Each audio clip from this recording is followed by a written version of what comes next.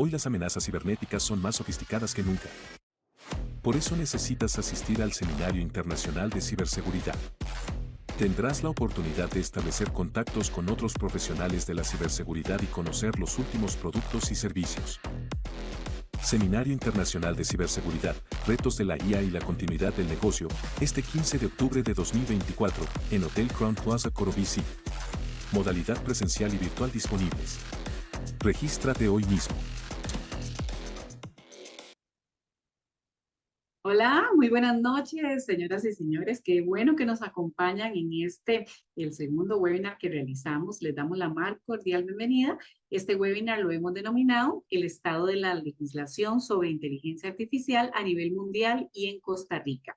Antes de hablarles de este seminario y presentarles oficialmente a nuestro invitado de honor, quiero contarles y hablarles y hacerles énfasis en que ya se pueden matricular en el Seminario Internacional de Ciberseguridad, Retos de la Inteligencia Artificial y Continuidad del Negocio, el cual llevaremos a cabo en modalidad híbrida en el Hotel Crown Plaza Corobici el próximo 15 de octubre. Al igual que el año pasado, el encuentro reunirá expertos de clase mundial quienes explorarán las últimas tendencias y avances en ciberseguridad e inteligencia artificial. Como les decía, ya las inscripciones están abiertas y ya nos quedan pocos espacios presenciales, por lo que queremos hacerles este llamado para que se inscriban ya. Les recordamos que las entradas presenciales se pueden registrar en el sitio web seminariociberseguridad.com. Y las entradas virtuales también, ahí las van a encontrar. Las entradas virtuales tienen un costo de $30 y las individuales y presenciales de $50. Pero tenemos una oferta especial si se registran hoy, que es 2 entradas presenciales por $80. Así es que no pierdan más tiempo e inscríbanse de una vez. Para Condigital, Instituto Tecnológico de Costa Rica e Innovatec, es un honor que nos acompañen hoy en este webinar en el que tenemos el placer de contar con la participación como expositor del máster Willy Carvajal. Willy es profesor de la maestría en ciberseguridad del Instituto Tecnológico de Costa Rica, es abogado por la Universidad de Costa Rica, cuenta además con una maestría en Derecho y Tecnología por la Universidad de Tel Aviv, Israel, y otra maestría en Contratos Internacionales por la Universidad de Chile. Adicionalmente, ha realizado estudios universitarios en Estados Unidos, China e India. Willy, muy buenas noches. Muchísimas gracias por acompañarnos y por querer compartir todos sus conocimientos con todas las personas que nos acompañan esta noche. ¿Cómo se encuentra? Muy bien, muchas gracias. Y realmente un placer para mí estar aquí con ustedes y poder compartir pues, algunas perspectivas sobre cómo está la regulación, especialmente a nivel global, sobre el tema de la inteligencia artificial, que todos sabemos que es un tema bastante importante para la sociedad. Así que, bueno, encantado y muchísimas gracias por la invitación. Más bien, de nuevo, muchísimas gracias a usted por estar con nosotros en este webinar. Y ¿qué le parece si empezamos? Usted tiene una presentación. Antes queremos recordarle a las personas que ya se nos han unido y que se nos van a estar uniendo, que pueden ir haciendo sus preguntas acá por el chat. Nosotros las vamos a ir teniendo por acá. Y una vez que usted termine su charla, si le parece bien así, empezamos a contestar las preguntas. ¿De acuerdo, Willy?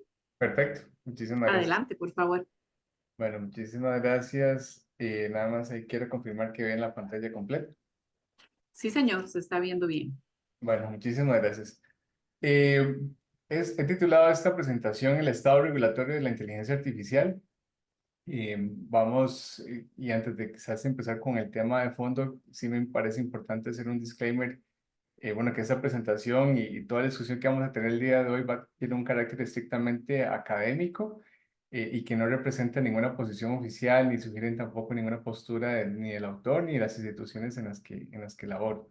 Bien, dicho esto, he centrado la presentación en 5 puntos o 5 ejes centrales. Uno es una discusión sobre si hay que regular la inteligencia artificial y si la respuesta afirmativa es sí, bueno, ¿por qué? Vamos a hablar un poco sobre la carrera en la supremacía por la inteligencia artificial que están desarrollando diferentes estados con diferentes políticas públicas, entender un poco por qué es esta importancia. Vamos a hablar luego ya de lo que son modelos regulatorios propiamente, con algunos países específicos, Estados Unidos, China, Europa, bueno, bloques europeos y algunos países que también están en esta carrera. Vamos a hablar del tema de derecho a la competencia, que es muy importante en temas, ¿verdad?, que son las leyes antimonopolio, que es una discusión que está empezando actualmente. Bueno, en realidad no es tan nueva, que ya venía algunos años, pero que ahora está teniendo mayor preponderancia en esta discusión justamente de lo que viene la inteligencia artificial. Y por último vamos a hablar sobre un tema de gobernanza global en inteligencia artificial a través de algunas propuestas de organismos internacionales que nos pueden dar una luz un poco sobre cómo dirigir o encaminar esta discusión regulatoria. Bien, vamos a entrar entonces como el primer tema es ¿por qué la inteligencia artificial es tan importante? Y ahí entonces la discusión si realmente hay alguna necesidad o no de regular esto, o si es mejor dejarlo a los mercados de forma libre para que esto, digamos, haya algún tipo de autorregulación o de buenas prácticas que las empresas puedan aplicar sin necesidad de alguna intervención, ¿verdad? Hay posturas en ambos sentidos, sin duda alguna, pero en un poco la tendencia internacional mayoritaria se inclina a que sí es necesario regular la inteligencia artificial y hay algunos puntos centrales que justifican esa postura. Uno es el impacto que eso tiene en la vida social, laboral y cultural de las naciones. ¿Verdad? Eso implica cambios en la estructura de trabajo, reemplazo de algunos trabajos por otros nuevos, la forma en que nos relacionamos entre nosotros, la identidad cultural de las naciones. Esto tiene un impacto importante sobre estos ejes. Incrementa el poder económico de algunas naciones, dando en perjuicio, digamos, o creando mayor desigualdad económico a lo que ya existe. Entonces, pues bueno, hay países que van a ser productores, esencialmente productores de inteligencia artificial, otros países que van a ser consumidores, y esto claramente genera pues desigualdades no solo económicas, sino también políticas y de otras naturaleza. Hay el tema que les mencionaba sobre supremacía en la carrera tecnológica, fundamentalmente viene dado por el tema de control social, cómo podemos a través de los dispositivos, no solamente ya los teléfonos, sino también implantes que tenemos en nuestros cuerpos, los mismos vehículos autónomos, en fin, una serie de aparatos a través de IoT y de tecnologías, software, etcétera, que nos controlan exactamente toda nuestra vida diaria, de verdad, desde que nos levantamos hasta que nos acostamos, incluso mientras que estamos durmiendo, miden ciertos datos biométricos, datos nuestros. Bueno, entonces hay un tema importante de control y que impacta sobre la privacidad de las personas. Y también un tema paralelo con esto es el de la infraestructura crítica nacional. Hay algunas infraestructuras, como todos sabemos, especialmente telecomunicaciones, servicios esenciales como la electricidad, el agua, bancas y el sistema bancario en general, financiero. En fin, hay algunas industrias que se consideran críticas para la seguridad nacional de los países, que sin esas industrias pues no pueden operar normalmente un país y que están claramente influidas y eventualmente gobernadas también por la inteligencia artificial. Hay un tema importante también en la democracia, con el tema de los fake news, el tema también de la gobernanza, la estructura, digamos, de poder. El tema de la inteligencia artificial nos puede llevar o nos permite tener ciertas barreras o ciertos límites en cuanto a los contenidos que veo, los que no, los que opto por no ver, según mis preferencias, y que esto va creando también realidades, pues, lo que llamamos burbujas, ¿no? Que eso tiene un impacto importante sobre lo que creemos, en los discursos que nos transmiten y eventualmente también sobre las personas que están tomando esas decisiones. En el tema de armamentista, la carrera armamentista, por supuesto, la industria militar es una de las críticas o las preocupaciones más importantes que se tienen con la inteligencia artificial, en virtud de que son sistemas que no tienen pues estándares éticos, a menos que se les implanten o se les pongan restricciones, pues no tienen ningún problema ético o incluso hasta legal en ir a hacer una matanza indiscriminada, como hemos estado viendo ya incluso ocurriendo en algunos conflictos como el de Israel y Palestina en este momento, que son pues drones o algunas otras armas que son manejadas por inteligencia artificial y que pueden tomar decisiones que un humano tal vez no se atrevería a tomar justamente por esas restricciones éticas y culturales que tenemos. También una afectación, ya sea en lo positivo o negativo, sobre el medio ambiente en general.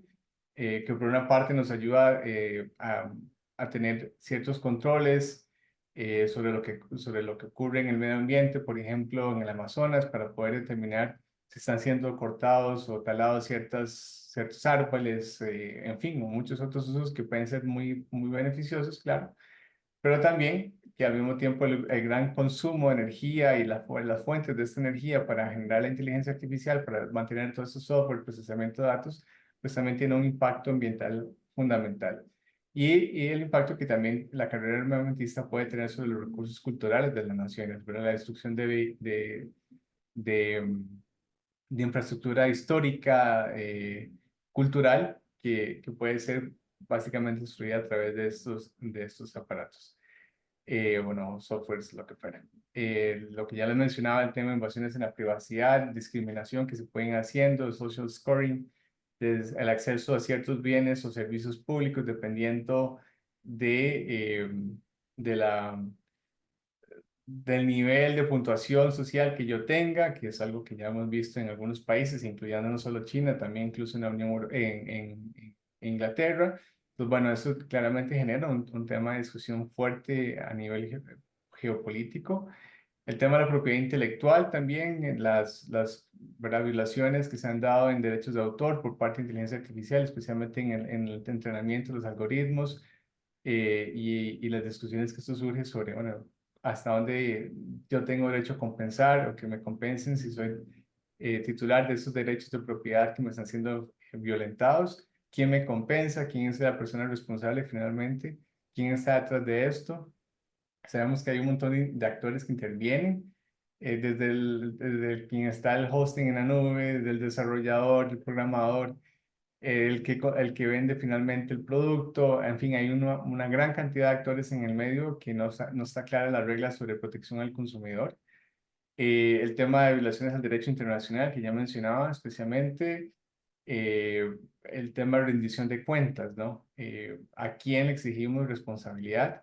¿Tienen estos sistemas operativos responsabilidades? ¿Podemos imputar responsabilidad penal también en caso de que ocasionen muertes o no? ¿A quién se le traslada esa responsabilidad? Bueno, hay una gran discusión actualmente jurídica sobre este tema. Y un tema pues también fundamental, que es el que llamamos sustitución, y es bueno, hasta qué probabilidad existe que realmente estos sistemas de inteligencia, que algunos denominan no artificial, sino alguien, que ahorita vamos a hablar sobre eso, puedan llegar a sustituir también la vida humana como la entendemos, o la vida biológica, al menos también como la entendemos. Entonces, bueno, parece ser que sí hay elementos de peso fundamentales con los cuales podamos tener una discusión sobre, bueno, si realmente es necesario regular la inteligencia artificial. Y algunos autores dicen, esa discusión de si es necesario o no, ni siquiera tenemos que hacer. El tema es preguntarnos cómo deberíamos regular la inteligencia artificial y si realmente es posible alcanzar un acuerdo global, y luego vamos a hablar de eso al final de la presentación. Este autor, historiador, que tal vez muchos de ustedes conocerán, Yuval Noah Harari, que pues bueno, es uno de los historiadores de Oxford más importantes y reconocidos actualmente. Él califica ese tipo de tecnología como la tecnología de la información más poderosa en la historia del ser humano. Y entonces viene la pregunta, ¿por qué es tan poderosa? Pero ¿por qué es que surge tanto debate? Hay también mucha ciencia ficción alrededor de esto que ha sido creado por películas, por libros, etcétera. Y en su criterio, digamos, justamente esa discusión sobre la inteligencia artificial, debemos apartar toda esta discusión de robots matando gente, que bueno, que también vemos que no es tan idealistas y sí puede llegar a ser bastante real. Pero fuera de esa discusión es realmente cuál es el impacto que eso está teniendo sobre la vida diaria de las personas y cómo eso está cambiando nuestra psiquis. Apenas estamos empezando en esta tecnología, todos lo sabemos, es algo relativamente nuevo, y que seguirá desarrollándose constantemente. Entonces, bueno, realmente hasta dónde queremos llegar a permitir que esta tecnología pueda tener tanto poder o tanto control sobre las personas y sobre también el medio ambiente. El año pasado se realizó una encuesta a 2.778 investigadores en inteligencia artificial, y donde se les hizo una serie de preguntas relacionadas sobre esta tecnología, y entonces una de esas preguntas justamente tenía que ver con qué probabilidades consideran que existen de que esta tecnología pueda llegar a un extremo tan alto como la extinción de la especie humana o la sustitución, digamos, biológica también. Entonces, bueno, ahí vemos un poco los porcentajes que más o menos un tercio, un poco más de un tercio de los encuestados considero que es probable que esta tecnología pueda llegar a tener un impacto de esta naturaleza si no se llega a controlar, digamos, de forma adecuada y a tiempo su desarrollo. Y aquí quiero hacer una reflexión que mencionaba también Noah Harari, que es sobre, en lugar de llamar a eso inteligencia artificial, deberíamos llamarla inteligencia alien o alienígena, ¿no? Y no es porque venga del otro mundo, sino precisamente porque es extraña. Alien, digamos, en el concepto inglés, ¿no? Que es algo que es un objeto o en este caso una inteligencia que es extraña. ¿Y por qué es esto? Porque lo que nosotros estamos usualmente midiendo es que la inteligencia artificial está progresando para alcanzar un nivel de inteligencia similar al de la inteligencia humana, a la forma en que funcionan nuestros cerebros. Pero en su postura y también la de otros autores es que esta inteligencia no está avanzando en ese ritmo, pero está avanzando según su propio tipo de inteligencia. Por eso la llama alien, porque es autónoma o es separada. Entonces, tener esa concepción de que la inteligencia artificial va a llegar a necesariamente a sustituir o a equipararse a cómo funciona nuestro cerebro, es una concepción que puede ser errónea y más bien es, no realmente no tenemos con claridad en qué va a llegar a desarrollarse esto, ¿verdad? Hasta dónde va a llegar a un poder realmente de autonomía, de decisión, y qué resultados pueda llegar a alcanzarse esto. Y esta situación viene especialmente dada por lo que llamamos los black boxes, ¿no? Que son esas cajas negras donde realmente no se sabe bien o no hay, al menos sí se sabe por parte de quienes lo están haciendo, pero no hay transparencia pública sobre realmente cuáles son los algoritmos, cómo se están entrenando estos algoritmos, qué datos se le están dando, si esa data está o no sujeta a fuertes esquemas de discriminación, ¿verdad? Si traslapa esos esquemas o las ideas discriminatorias que tenemos como humanos, si se traslapan también al mundo de los datos. Entonces, esta falta de transparencia y de control, de responsabilidad, es la que nos está cuestionando exactamente ahorita sobre hasta dónde vamos a llegar, porque no sabemos realmente cómo se están entrenando ni qué está pasando o cómo están alimentándose o programándose esos algoritmos. Y este black box es justamente el problema central de cómo se está desarrollando actualmente el tema de la inteligencia artificial. Si hubiera más transparencia, si hubiera mayor rendición de cuentas, si hubiera, por ejemplo, auditoría por parte de terceros independientes, esto podría alivianar de alguna forma los mitos y tener mayor certeza sobre cuál va a ser el resultado final. Pero mientras que estemos en un esquema donde realmente no se sabe qué está pasando, cualquier cosa lamentablemente puede ocurrir. ¿Verdad? Y vimos que al menos un gran porcentaje de expertos que trabajan diariamente en inteligencia artificial considera que es probable que incluso pueda tener un impacto tan negativo como la sustitución humana. Bueno, habría que preguntarse si eso es un impacto negativo o si estamos de acuerdo con eso. El tema es que tiene que haber una discusión sobre realmente qué es lo que queremos como sociedades. Bien, ahora un poco me gustaría conversar con ustedes sobre el tema de la carrera en esta supremacía. ¿Por qué es tan importante tener un control sobre esas tecnologías y ser los primeros y los más innovadores y seguir invirtiendo miles de millones de dólares en esta tecnología? Bueno, hay tres elementos fundamentales. Uno es el de infraestructura física. Eh, para que esto funcione se necesitan supercomputadoras. Estas supercomputadoras sabemos también que necesitan un gran procesamiento de energía. Y esta infraestructura física es altamente costosa, lo cual hace que para algunos países, como por ejemplo nuestra región centroamericana, pues tener supercomputadoras es altamente improbable por los costos que ellos tienen, y entonces genera que los países pues que tienen más recursos puedan tener una ventaja competitiva en la generación de esta infraestructura física necesaria para el desarrollo de la tecnología. Otro tema tiene que ver con la atracción de talento humano. Eh, en estos momentos, esta tecnología requiere necesariamente una alta intervención humana en todos sus aspectos para revisar, digamos, su tipo de control de calidad, para hacer la programación, en fin, todo requiere de un gran procesamiento y trabajo humano, y esto implica pues que tienen que haber personas capacitadas necesariamente en ese tema.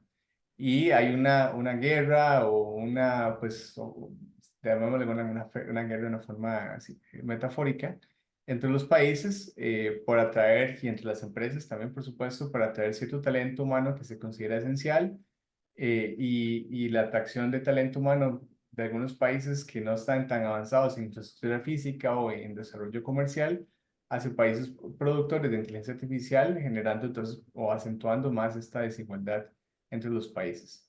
Y otro tema tiene que ver con la estandarización. Los países que quieren tener una supremacía o un liderazgo en esta materia, pues quieren convertirse en generadores de estándares, en estándares internacionales que los demás países entonces van a seguir. Y esto les daría una fuerte ventaja competitiva, por supuesto, en temas de interoperabilidad, de sustitución, y dictar normas sobre cómo quiere que funcione esto y las regulaciones que se quieran tener sobre la inteligencia artificial. Entonces, en esos tres ejes son las que están actualmente la competencia entre los diferentes países, y los que hay que prestarle atención también como sociedad, digamos, costarricense. Como les mencionaba anteriormente, hay países que son productores, se estima, esto claramente es una estimación, no es un número cerrado, pero que a nivel global van a existir más o menos 35 países productores de inteligencia artificial, y el resto vamos a ser países consumidores. Y esto con toda la implicación que tenía lo que hablábamos en democracia, en privacidad, en desigualdades económicas, aspectos laborales, etcétera, etcétera, etcétera. Al final de cuentas es una herramienta más para seguir manteniendo pues la desigualdad global, ¿no? Y esto es lo que hace que sea muy atractivo estar en el liderazgo de esa tecnología. Hay un tema también de control de software y hardware, de tanto crítico como no crítico. Crítico mencionaba, por ejemplo, aquellos sistemas que tienen que ver con la infraestructura crítica nacional o con la seguridad nacional de los países. Hay otros que no tienen que ver con ese tema, pero que obviamente hay una carrera para ver quién controla y quién administra y quién está innovando a la vanguardia en el uso de esta infraestructura crítica que se considera esencial para el funcionamiento de cualquier país, y en la forma que también eventualmente yo puedo utilizarlo como acto de guerra si quiero espiar, o que si quiero contraatacar o atacar a un país a través de su infraestructura crítica que está siendo controlada por el país productor. También un dato interesante es que se considera que al menos el 70% de las ganancias que se van a generar en los próximos años, de aquí al 2030, en inteligencia artificial, se van a quedar en Estados Unidos y en China, que sin duda alguna son los dos líderes actuales en temas de inteligencia artificial. Y repito, acentúa entonces la gran dependencia económica y las desigualdades entre los nuevos países y los bloques que se han ido creando también a través de los últimos años en temas geopolíticos. Hay una carrera también contra actores paraestatales dentro de esos grupos terroristas que también pueden usar esos sistemas de inteligencia artificial para lanzar ataques contra la sociedad. Ya sea ataques biológicos o de alguna otra naturaleza. También, pues, como ya sabemos, también, por supuesto, ciberataques que pueden traer abajo pues, el funcionamiento de un país. Y bueno, Costa Rica, todos sabemos lo que pasó en el 2022, entonces, bueno, es un riesgo que es realmente real y legítimo. Esos grupos paraestatales, repito, que están también dentro de la misma carrera del uso de la inteligencia artificial. Tenemos otro tema también complicado en este momento, que es la ausencia de estándares éticos globales. Algunos países tienen sus ideales o sus enfoques socialistas, otros eventualmente capitalistas. Hay que ver si esto ya sigue siendo no real en el 2024. Pero al final de cuentas no hay un consenso global sobre cuáles son los estándares éticos que deberían seguir la inteligencia artificial. Y mientras no exista este consenso, pues entonces le facilita a los países y a algunas empresas a que puedan entrenar estos sistemas a su medida y a su antojo, creando entonces estos riesgos que lejos de ser infundados, hemos visto lamentablemente en los últimos días que son bastante reales. Y por último, y quizás lo más importante, hablando del tema de democracia, es, bueno, quiero controlar la data, quiero controlar los comportamientos y quiero controlar las percepciones, ¿verdad? A través de las redes sociales u otros instrumentos, que hay varios. Yo puedo controlar los discursos oficiales, puedo controlar también incluso apagar el Internet, como están haciendo algunos países. En fin, esto ya llega a un nivel de discusión más importante, digamos, más filosófico, sobre realmente si podemos seguir manteniendo esta idea de percepción global sobre la realidad, o si realmente cada vez estamos acentuando más y más comportamientos y percepciones distintas según lo que, ¿verdad? Según el discurso oficial o el discurso que yo mismo quiero creer. Entonces, por todo esto se han ido creando diferentes modelos regulatorios. Vemos que a nivel global tenemos tres grandes y marcados modelos. Uno es el de China, otro es el de Europa y el otro es el de Estados Unidos, pero que también vienen algunos países BRICS, dentro de ellos Brasil, la India, por supuesto, Rusia, que vienen también tratando de crear su propio modelo regulatorio, y un poco también en la carrera política y geopolítica por el tema de la inteligencia artificial. Vamos a repasar un poco esos. Entonces, en primer lugar tenemos el modelo estadounidense que se caracteriza en términos generales por ser bastante flexible, ¿verdad? Dejar hacer, dejar pasar. No hay todavía una regulación estricta, hay una ley ni siquiera en Estados Unidos implementada.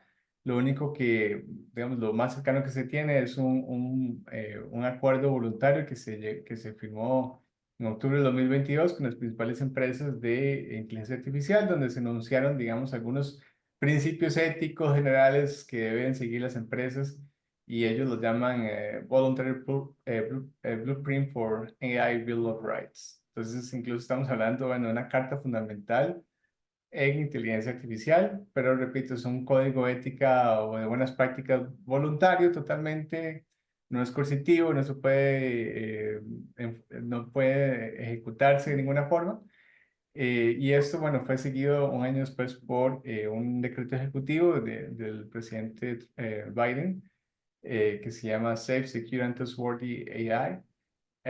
Pues bueno, que ahí enumera algunos temas importantes, aborda el tema de los riesgos como los deepfakes, que siguen siendo ¿verdad? Un tema fundamental para el desarrollo democrático de los países.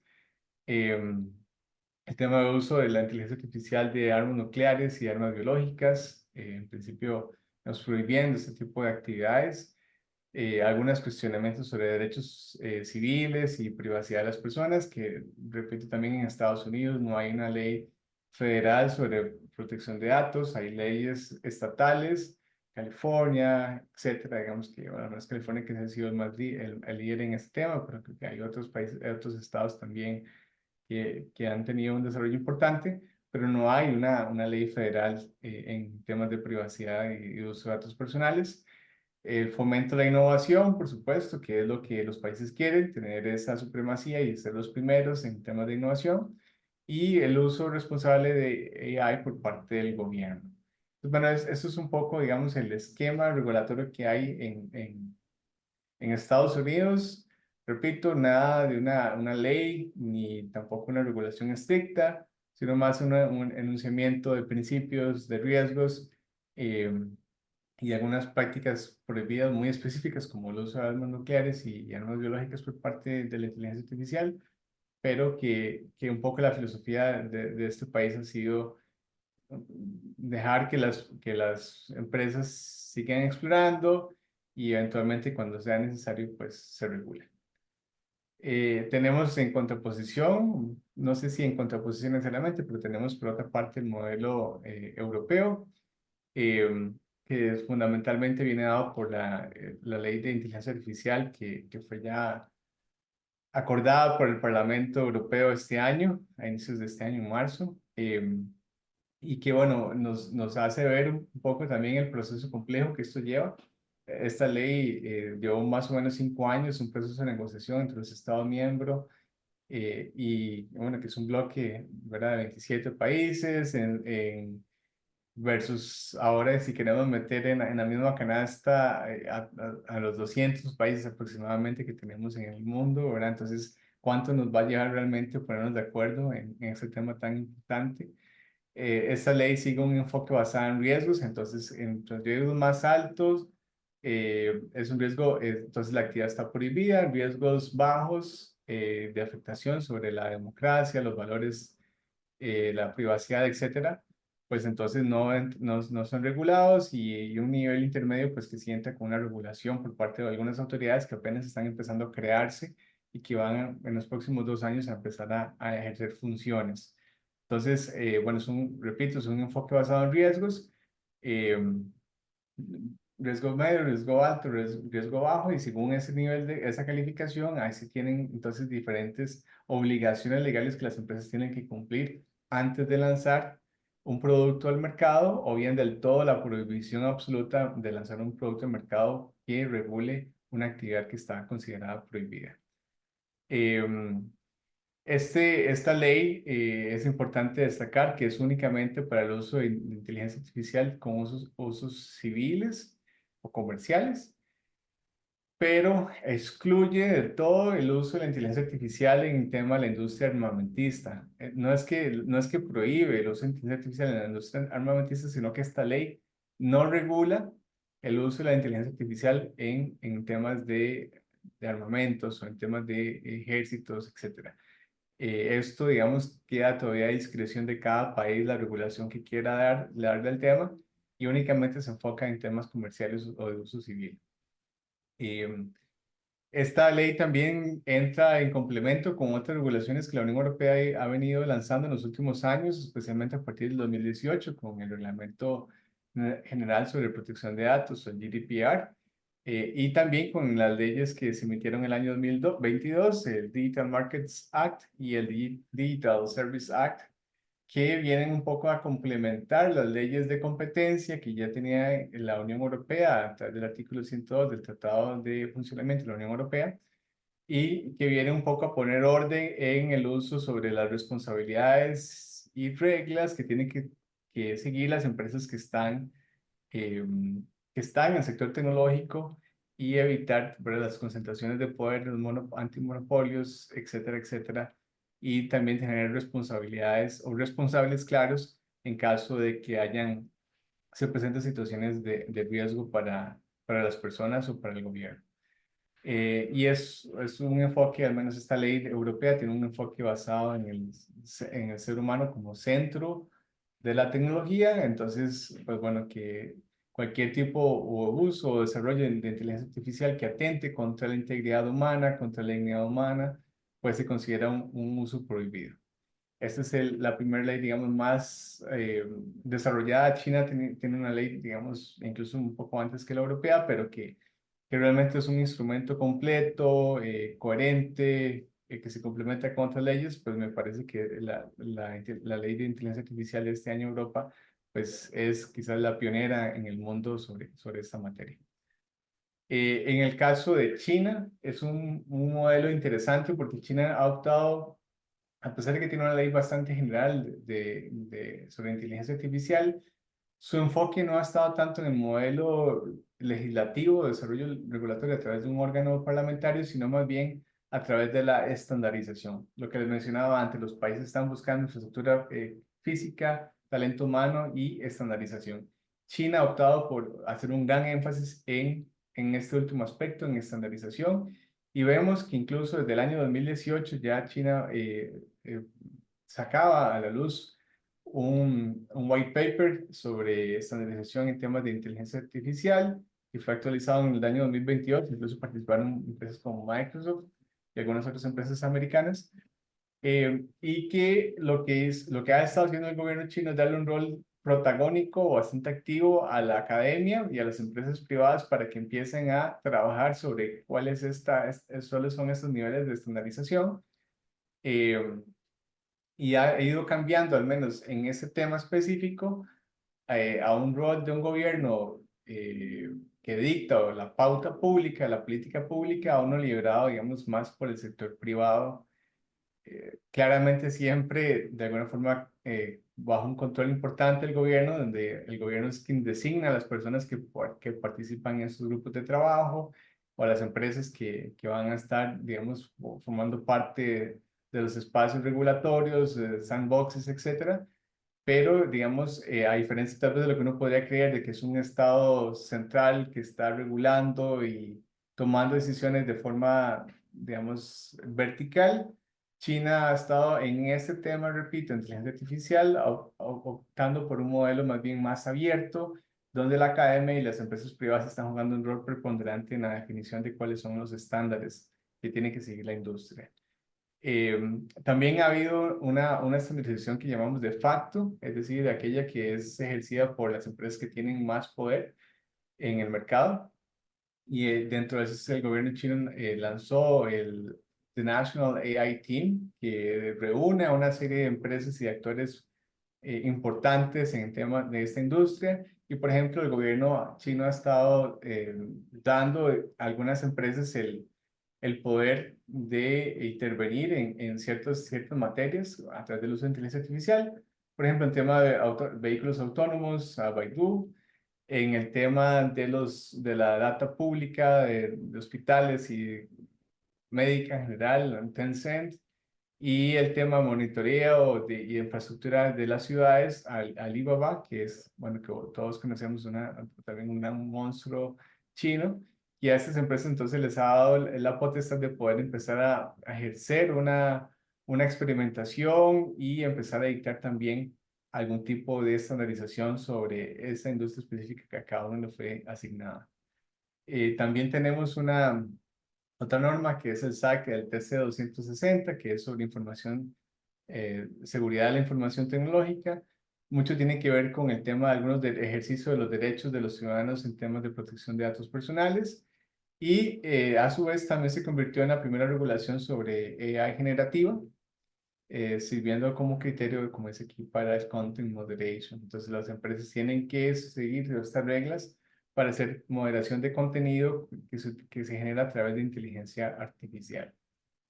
También hay un órgano fundamental en todo esto, un órgano público que es el Cyberspace Administrator of China, o el CAC, que ha sido también pionero en la promulgación de normas o regulación sobre los algoritmos, videos, imágenes, audios, etcétera, que se generan a través de inteligencia artificial y que incluso llevó a que ChatGPT tuviera que hacer un update de sus sistemas para cumplir con estas normas antes de hacer salida pública. Entonces, hay que prestarle atención, digamos, si nos interesa este país en específico, hay que darle sin duda alguna seguimiento a lo que está ocurriendo en el CAC, en China, que son los que están dictando más las pautas sobre lo que hacen los países o lo que está haciendo también China en términos de tecnología y al menos a nivel regulatorio y de ciberseguridad. Bien, entramos ahora con un tema también geopolítico importante, que es lo que llamamos el Silicon Curtain o el tema de competencia, ¿verdad? Esas barreras que están imponiendo los países para poder entonces hacer un poco más esta carrera más difícil para los otros competidores. Y aquí entonces hablamos de barreras arancelarias y el tema de derecho a la competencia. Pues por una parte hemos visto en los últimos meses la creación de aranceles, incluso podríamos considerarlos algunos desproporcionados, y que se basan, por ejemplo, digamos, en la consideración de que hay una desigualdad laboral y subsidios estatales por parte de China a favor de sus empresas, lo cual hace que los competidores europeos, estadounidenses, canadienses, de Australia, etcétera, pues se encuentren en desventaja. Y por lo tanto, para un poco el objetivo es equilibrar esa competencia, pues que han estado estableciendo tarifas importantes. Por ejemplo, hemos visto en los últimos días tarifas hasta del 100% en importación de vehículos chinos, y así vienen, digamos, otro tipo de tarifas arancelarias que se están creando para crear levantando esas barreras que les mencionaba.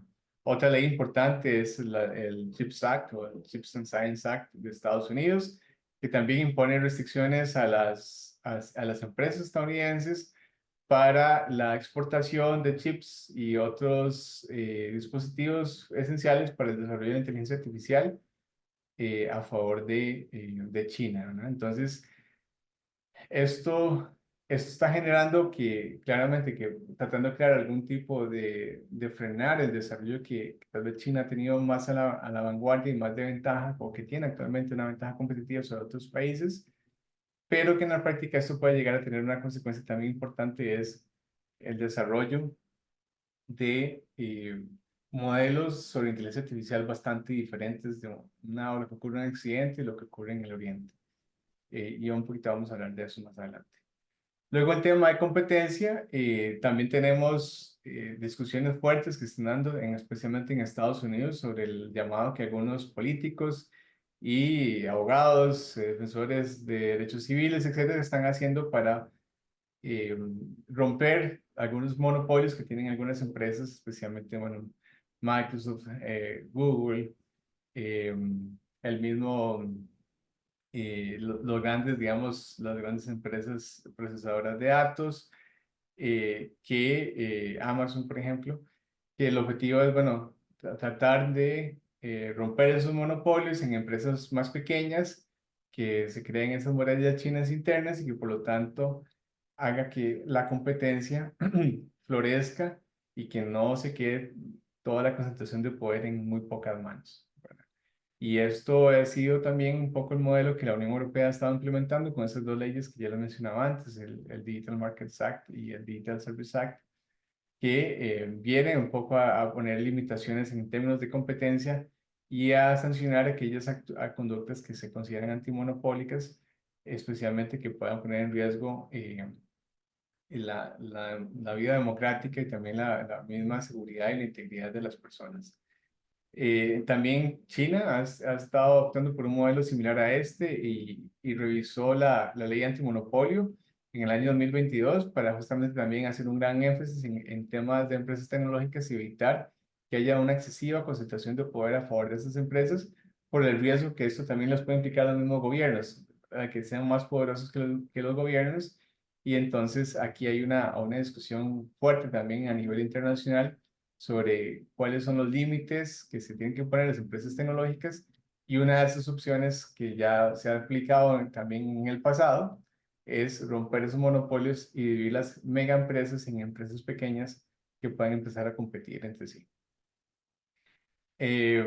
Aquí hay una frase también que me parece muy importante, que dice, más países adoptando un enfoque geopolítico hacia la estandarización en inteligencia artificial, con un énfasis cada vez mayor en el interés nacional. Y aquí entramos con toda la discusión que hemos visto en los últimos días, por ejemplo, en temas de 5G o en otras tecnologías, pero que bueno, el 5G ha acaparado un poco la atención mediática en los últimos días. Y es, bueno, ¿qué es interés nacional? ¿Qué es seguridad nacional? ¿Esto qué abarca? Abarca el interés nacional según los estándares de quién, según la entidad cultural de quién, hasta dónde llega esto, quién define cuál es el interés nacional. Y esta palabra, seguridad nacional, esta frase, seguridad nacional o interés nacional, al ser tan llena de contenidos y al mismo tiempo tan vacía de contenidos, porque puede significar cualquier cosa, o bien metemos un montón de cosas ahí, esta flexibilidad que nos dan estas frases permiten entonces tener un juego político importante para bloquear a algunos rivales que no queremos que estén en nuestro país y que queremos alinearlos con ciertos ejes políticos, digamos, que sean pues favorables al gobierno que esté de turno, ¿no? Entonces, que es al final de cuentas más o menos quien va definiendo qué es interés nacional o qué es seguridad nacional. Entonces, esta situación ha estado llevando a que Harari, por ejemplo, diga que esas cortinas están creando diferentes arquitecturas y esferas digitales con diferentes impactos sobre la vida de las personas. Y esto puede llegar a tener la idea de una única realidad humana, ¿verdad? Porque entonces, claro, tenemos por una parte un desarrollo tecnológico de algoritmos, de arquitectura, de infraestructura digital, por ejemplo, el bloque chino con sus aliados, el bloque estadounidense con sus aliados, el bloque europeo, el bloque de Brasil, el bloque de la India, etcétera, etcétera, que puede ser que nos dé como consecuencia que entonces tengamos modelos regulatorios o incluso no necesariamente regulatorios, que tengamos modelos de inteligencia artificial bastante diferentes y que nos permita entonces apagar esa idea de una única realidad humana, una realidad global que tenemos como sociedad y más bien realidades separadas de lo que ocurre en nuestros entornos. Entonces, por eso es que claramente el tema de la inteligencia artificial adquiere mucha importancia y es la discusión que tenemos que tener en este momento, ¿verdad? De dónde queremos que esto llegue y dónde queremos que esto pare. Y ya por último, el tema de gobernanza global, eso solo es una filmina.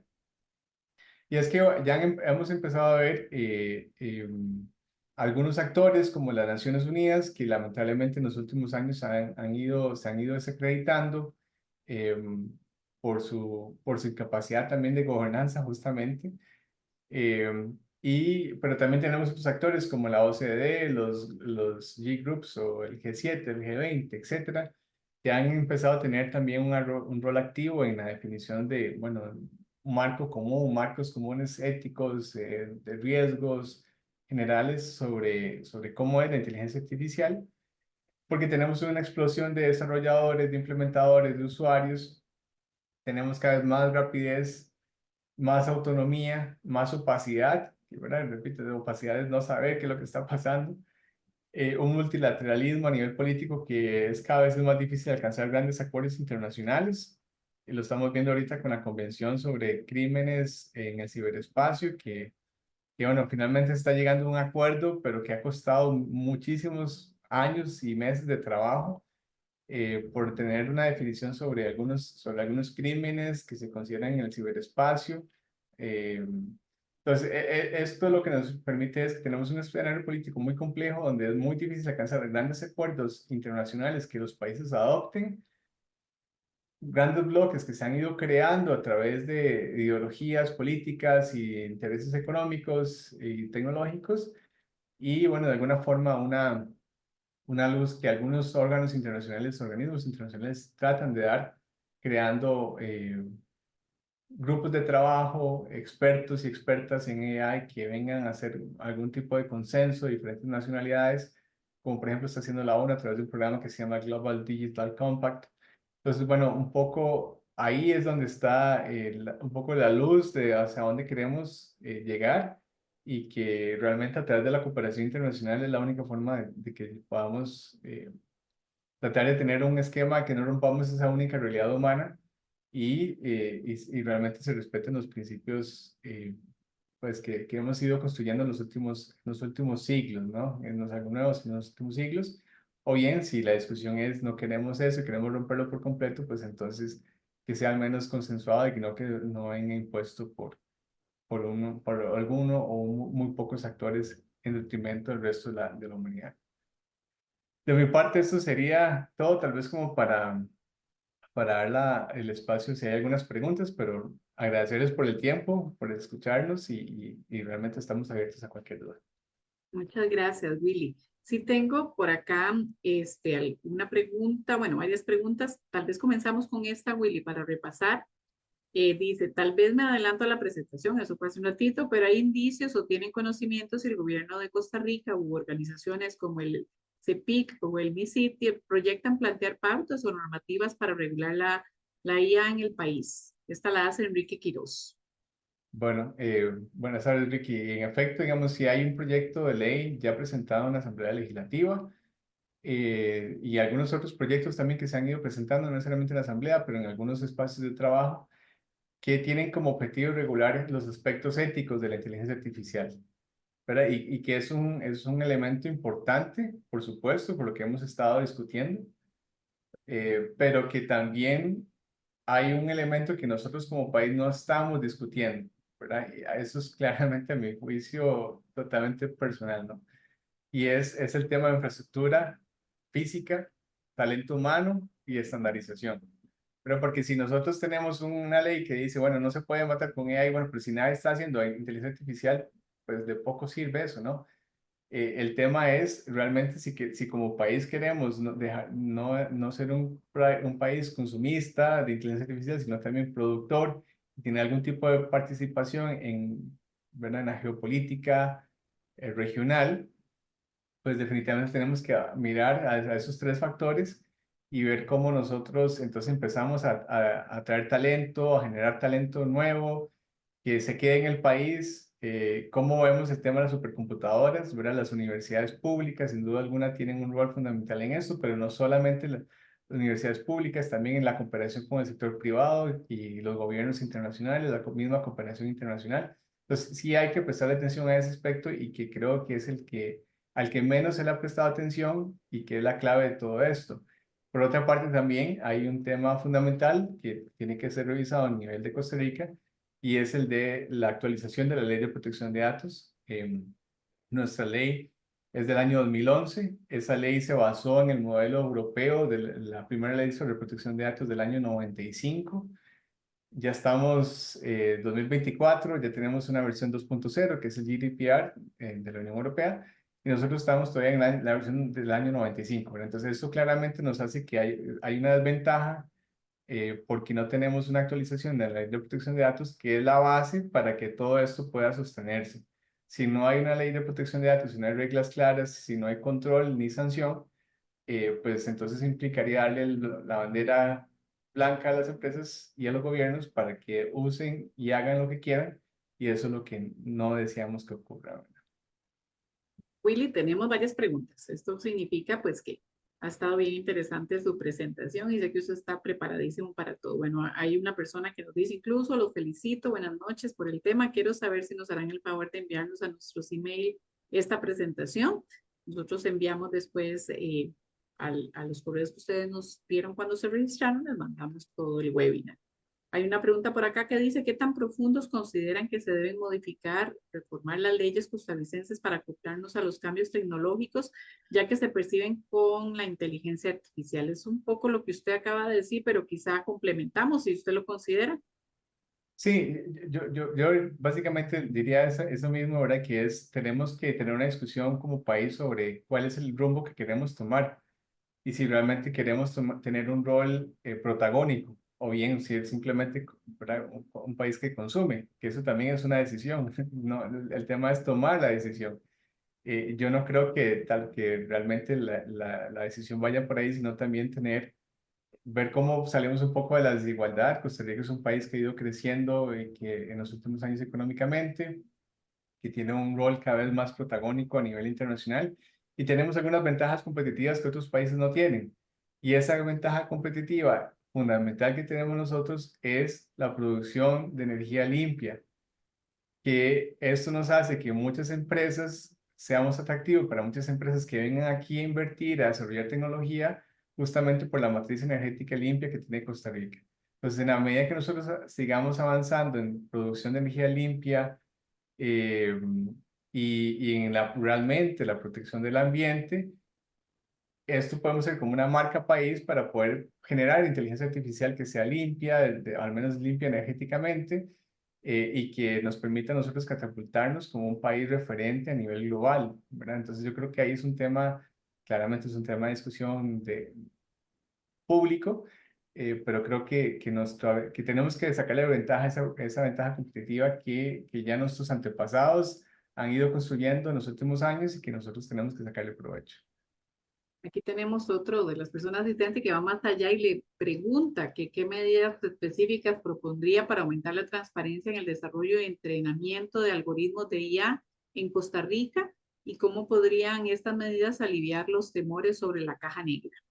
Sí, el tema, ¿verdad? Fundamental ahí es transparencia, como lo hablaba en la presentación. Entonces, ahí, por ejemplo, que algunos países y algunos autores también académicos han estado proponiendo es, bueno, asignemos a empresas que sean lo más objetivas posibles, más independientes, de reconocida, digamos, honorabilidad o trayectoria para que hagan entonces, o universidades, académicos, no sé, habrá que definir quién. El punto es que se pueden hacer supervisión, entrenamiento, ver cuál es el input, cuál es el output y que haya realmente una transparencia sobre esos procesos que están siguiéndose. Entonces, en la medida en que haya transparencia, rendición de cuentas, eso es lo que el país, y no solo Costa Rica, sino todos los países necesitamos para que realmente haya una confianza en esa tecnología. Porque si en la medida en que no hay confianza, siempre vamos a estar pensando de que esto nos puede matar o nos puede llegar a ser muy, ¿verdad? Muy dañino para nosotros y entonces no florece, lo que algo que puede ser también muy ventajoso para las sociedades humanas, entonces, y para el medio en general. Entonces yo creo que ahí está el secreto, al menos empezar con auditorías de transparencia que nos permitan ver realmente qué es lo que está pasando ahí, y que incluso algunos países han optado por que sean las cortes, digamos, judiciales, los jueces, que a través de un proceso de confidencialidad se permita que haya un tercero que examine esto y pueda emitir un criterio, digamos, objetivo, un informe técnico. Eso se requiere necesariamente para que haya más confianza. Hablando de estos temores o un poco de, ¿verdad? Susto a estos riesgos, nos pregunta por acá, ¿qué riesgos ves a nivel empresarial al uso abierto de herramientas como ChatGPT? Sí, básicamente es el riesgo, ¿verdad? Que las empresas tienen actualmente es el tema de secretos comerciales, ¿verdad? Secretos industriales. Los empleados tenemos, por lo general, no todos claramente, pero tienen acceso o tenemos acceso a cierta información sobre los procesos industriales, sobre secretos que vienen, pueden ser fórmulas, conversaciones, en fin, hay mucha información que puede ser confidencial que al implementarse, digamos, incorporarse en estos sistemas autónomos o de inteligencia artificial, pues podríamos estar tomando en riesgo los secretos industriales y eso hace que si la información es pública, el secreto industrial automáticamente muere, ¿verdad? Entonces es una regla básica del derecho de propiedad intelectual, en la medida en que para que yo pueda reclamar una violación a un derecho de propiedad industrial, específicamente a un secreto industrial, es que la empresa tuvo que haber sido totalmente diligente en la conservación de ese secreto. En la forma en que la empresa permita que no haya esa diligencia mínima y alguien logre hacer público algo que no tenía que hacer, ahí automáticamente muere el secreto industrial, y entonces hace que, por supuesto, que tenga un impacto económico sobre el valor de la empresa y sobre los procesos. Entonces, ese es digamos, yo sí leí, por ejemplo, los términos de ChatGPT. Ellos lo que dicen es, tanto el input como el output es propiedad de la persona que lo está utilizando, es decir, lo que yo ingreso, digamos, en el chat, y lo que este chat me responde es propiedad intelectual mía o del usuario, quien sea la persona o la empresa que esté ahí. Digamos, el chat GPT no se convierte en propietario del output, ¿verdad? Especialmente, que eso es quizás el riesgo más importante, al menos eso es lo que ellos dicen en sus términos de servicio en la actualidad. Habrá que ver si hay una actualización 2.0 o lo que sea que cambien esa situación, pero claramente también se permite que, dentro de las reglas de juego es que esa información que se utiliza sirva para poder entrenar los algoritmos y dar, digamos, respuestas más sofisticadas o más precisas. Entonces, no solamente está el tema del riesgo del ChatGPT, sino también el riesgo de que alguien, por un ciberataque o un phishing o cualquier otro método, pueda estar también teniendo acceso a esa información que estamos incorporando en ese chat, y ahí es donde puede también haber una vulnerabilidad importante. Entonces, eso es como el riesgo, ¿verdad?, más latente, pero para que sepan que según los términos y condiciones actuales, lo que se genera como de respuesta, de output del algoritmo, le pertenece a la persona que está usando el servicio. Aquí hay una pregunta que se relaciona de cierta forma con esta última parte de su respuesta y también mucho de lo que vamos a ver en el seminario ahora del 15 de octubre. Dice, ¿cómo se utiliza ahí en el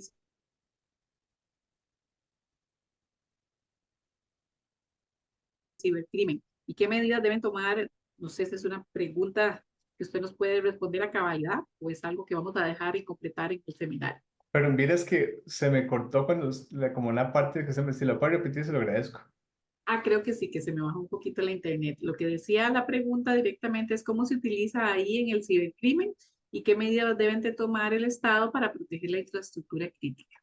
Claro, pues bueno, primero que nada viene con el entrenamiento de los algoritmos para que puedan hacer ataques, ¿verdad? Y es que ese es el tema, uno de los temas fundamentales de la inteligencia artificial, que la capacidad humana está limitada, ¿verdad?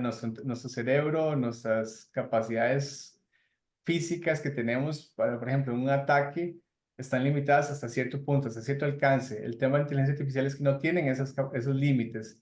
Pueden estar haciendo miles de ataques simultáneamente porque ellos no se cansan, no se duermen, no tienen que comer, no tienen ningún tipo de limitación que nosotros tenemos como humanos, ellos no las tienen. Entonces, la inteligencia artificial lo que permite es exacerbar o hacer que a través de un mismo algoritmo podamos tener miles o múltiples de ataques simultáneamente, prolongadamente, sin que haya ningún tipo de restricción o más allá del procesamiento, el internet, etcétera, que esté, digamos, como insumo. Pero eso es uno de los riesgos más importantes que tenemos y que nos diferencia de un humano a una máquina, ¿verdad? La capacidad de tener un procesamiento de miles de actividades simultáneas que nosotros como humanos no podemos hacer. También está el tema de los ataques multiestado. Eh, Esos son ataques que, por ejemplo, inician un país, llamemos, por ejemplo, Irán, pasa una red en Berlín, pasa una red en Venezuela, finalmente el ataque se produce en Costa Rica.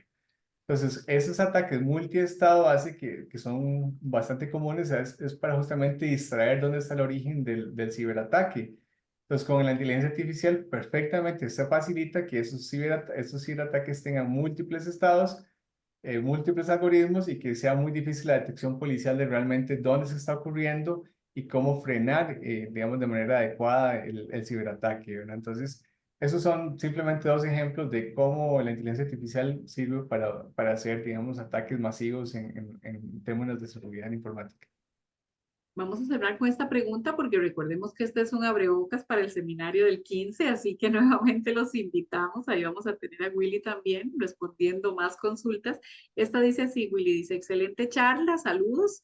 ¿Cómo equilibrar y ajustar las regulaciones del uso de las IA a nivel educativo? Muy bien. Claramente ahí empieza con el tema del talento humano, ¿verdad? Que mencionaba, es uno de los tres ejes y esto tiene que empezar claramente desde las escuelas, ¿verdad? Incluso desde antes.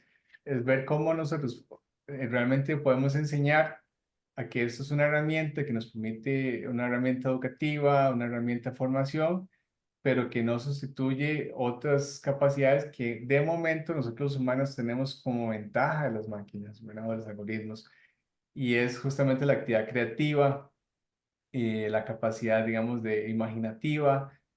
Actualmente, por ejemplo, si ponemos un sistema de inteligencia artificial a que haga una obra de arte, sabemos que eso implica un trabajo humano intenso, ¿verdad? Estar constantemente actualizando y haciéndole cambios para que cree una obra como nosotros creemos que quede. Pues bueno, es justamente es como realmente utilizamos desarrollamos ciertas habilidades educativas que antes no podíamos desarrollar porque teníamos que estar concentrados más en la memoria o en otros sistemas de educación, que ahora esto nos facilita no tener que hacer eso, pero bueno, cómo realmente florecemos otras capacidades humanas, cooperación, repito, inteligencia emocional, trabajo en equipo, innovación. Entonces, esto es como lo que tenemos que ver, cómo realmente esto se convierte en una ayuda, un instrumento de ayuda y no una sustitución, y no más bien una herramienta para tener, como decían el otro día en una charla, tener TikTok más rápido, ¿verdad? Y eso es lo que no queremos. o encerrarnos en un mundo donde no queremos hacer nada, no queremos pensar, y claro, va a ser muy fácil para algunos tomar decisiones en representación de todos, afectando nuestra integridad y nuestra vida social y cultural.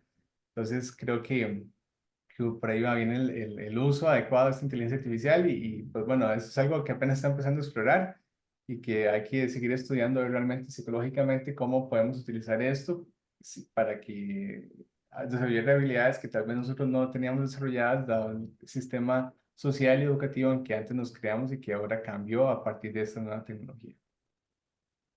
Willy, muchísimas gracias. De verdad que ha sido un gusto enorme tenerlo por acá.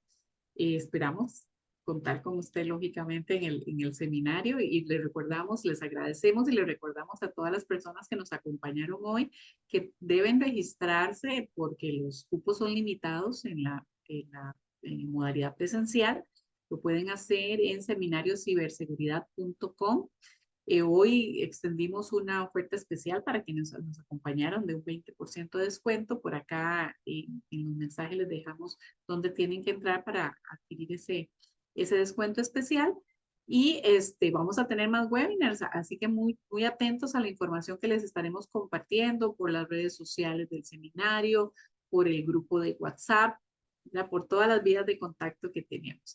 Les vamos a mandar también la grabación de este webinar para que todos ustedes también lo puedan repasar y pues que nos acompañen en las próximas actividades y en el seminario. Willy, muchas gracias, muy buenas noches a ustedes, muy buenas noches a todas las personas que estuvieron con nosotros durante esta horita y un poco más de tiempo que compartimos con usted. Que tengan muy buenas noches. Buenas noches, muchas gracias. Gracias a usted.